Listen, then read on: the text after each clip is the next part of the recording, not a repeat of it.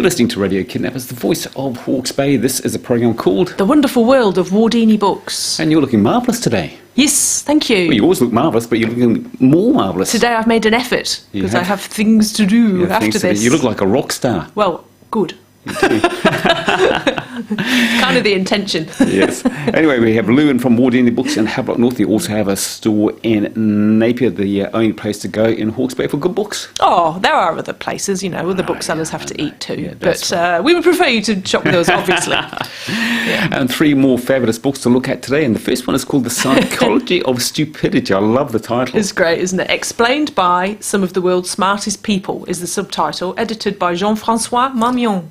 It's got a very French, I think it was originally French philosophers and psychologists and people from all over, though.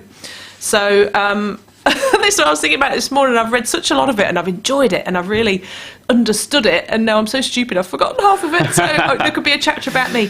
But it's the scientific study of idiots is the first chapter there.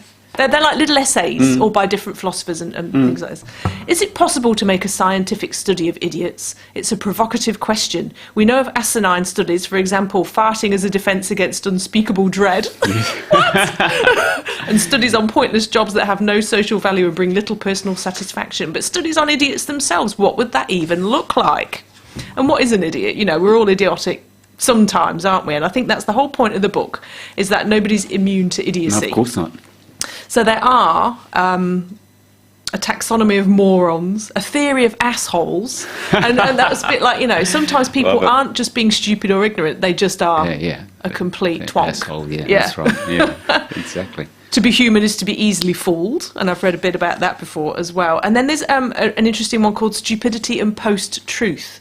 So if we are now living in a post-truth era, how do we find out what truth is and what is sensible behaviour and what is not?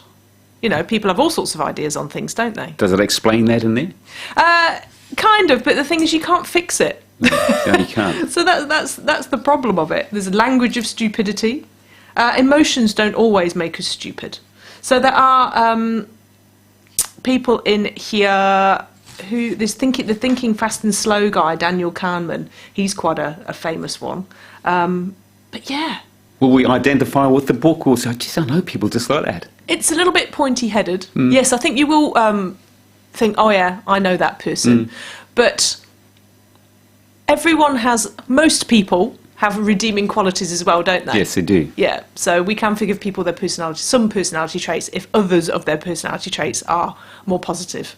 Yeah, so I found it really interesting, but again, I can't remember the details of it because I'm stupid. Is it easygoing?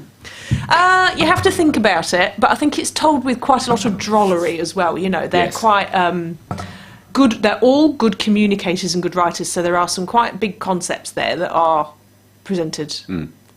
Who's going to read it? Understandably. Well, me, I just picked it up thinking, why are people so stupid? So anybody really who's just fed up of idiocy. Stupid people.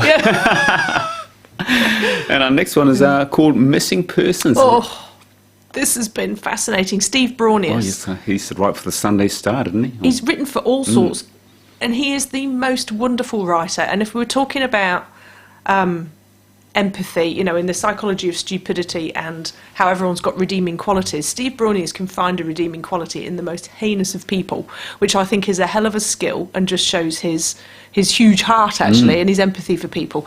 So in this, it actually starts and ends with the case of Grace Millane, because these are 12 extraordinary tales of death and disappearance in New Zealand, and he's talking about not only people who have physically disappeared, but who have kind of just erased themselves from, they might still be alive, but they're still missing in some way.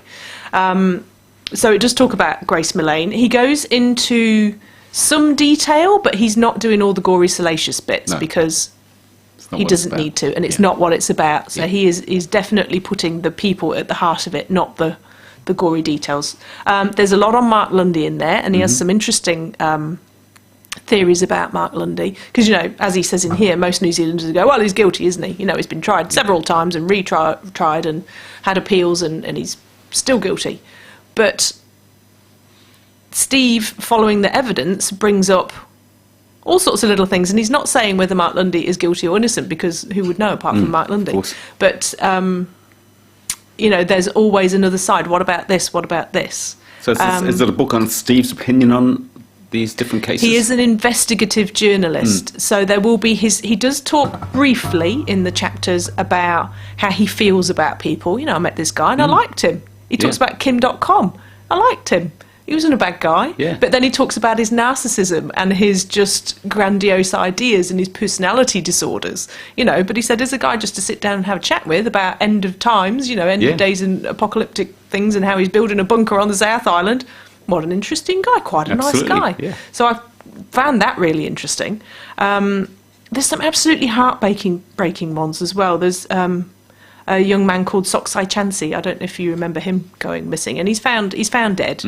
But nobody had seen him for ages. And he'd been overseas in Australia, and he was a successful businessman, and he had a marriage, and he had, so how do you go from that to being homeless and dying alone and not being found for ages, and Sounds fascinating.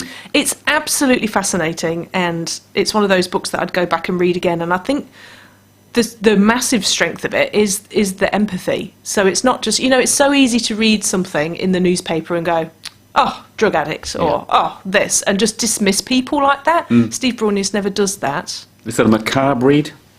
At times, but again, he doesn't dwell on the macabre for entertainment.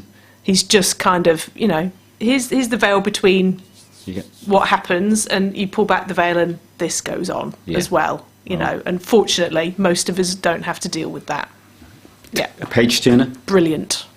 9 out of 10? 10 out of 10. 10 out of 10 doesn't get any better than that with you. 11 out of 10. Yeah, 11. I've done 11. Good. Tell us about My French Platter. Well, I thought we'd end on this one Yes. because we've had stupidity, and then we've had tragedy, and now we'll have a bit of drama in France. So this is Anne-Marie Rawson, and she's a Hawke's Bay lady, and we've just done a Made in New Zealand with her. And she, after her children were grown and the last boy is at university, decides, yearning for an adventure. And she goes online and she finds her dream job, which is to be housekeeper, caretaker. I can't remember what else she may have referred to herself as at a beautiful French home where a very rich couple own it, and they want to come and live in it sometimes, and they want to have art parties in it, and people come and rent it out for conferences and things like that.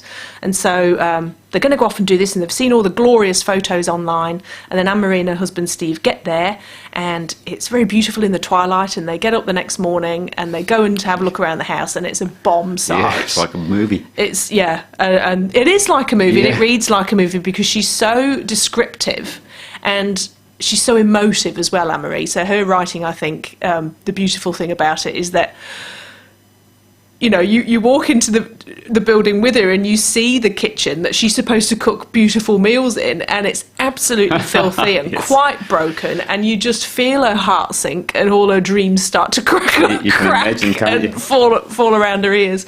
But they do pick themselves up, and they do have moments of absolute, it's paradise. If you imagine the French manor house and people dining out on the veranda, or they don't have decks. They don't have decks in France. No. That's right. So it's just, And there's chickens in there too. Chickens with huge personalities, and named for their personalities, like Maggie Hatcher, the Iron Lady, and Anne-Marie's going to be at Wardini Books. She is. So dates float in and out of my head at the moment. Anne-Marie will be talking about this at 6 o'clock on Thursday, May the 30th at Wardini Books, Havelock North. She's going to be fascinating. She's such a warm and lovely person. It'll be a great event. Good on you, Lou. As always, my pleasure. You look after yourself. We'll talk to the same time, same place next week. Hooray! Thanks again.